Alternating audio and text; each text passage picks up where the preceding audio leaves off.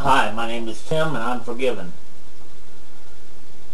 I'm going to try and just describe conservatism as I understand it and try and give you an idea of why conservatism is important and why it's the only way for prosperity. If you ever did any figures, try to understand how wealth is accumulated and try and accumulate some wealth on your own.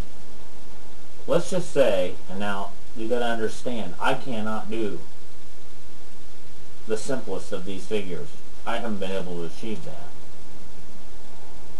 But let's say that a man earns a living and he can take $100 a week out of his income and put it aside. And he does this every week for 20 years of his life. Okay, that's 52 weeks a year, is $5,200 a year. For 20 years, it's $104,000 without any interest. If he made 10% a year, it'd be about $520 the first year and go proportionately. He would have a little over, possibly around $115,000 after 20 years.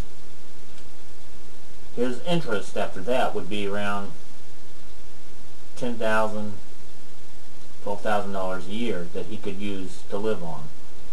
Now that's 20 years from today.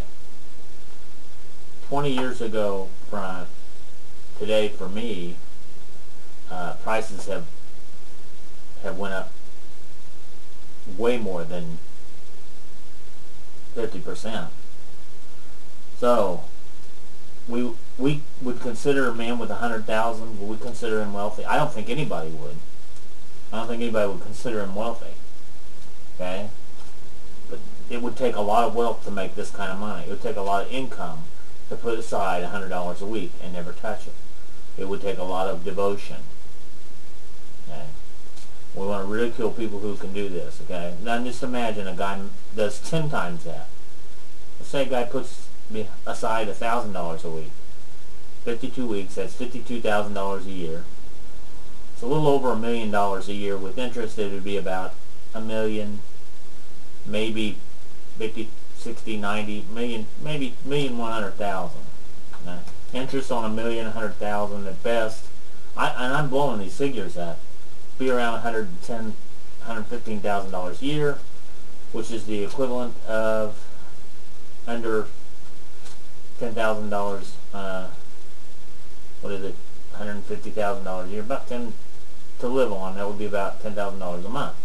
Now that would be very good for somebody, should things not get too much out of control as far as money is concerned.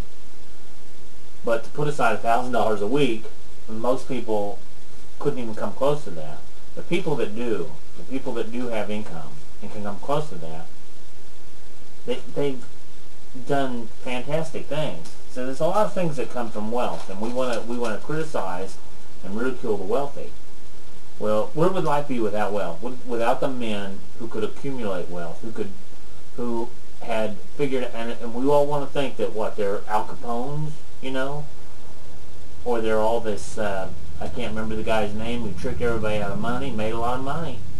But all wealthy people are not that way. I have a very good friend, very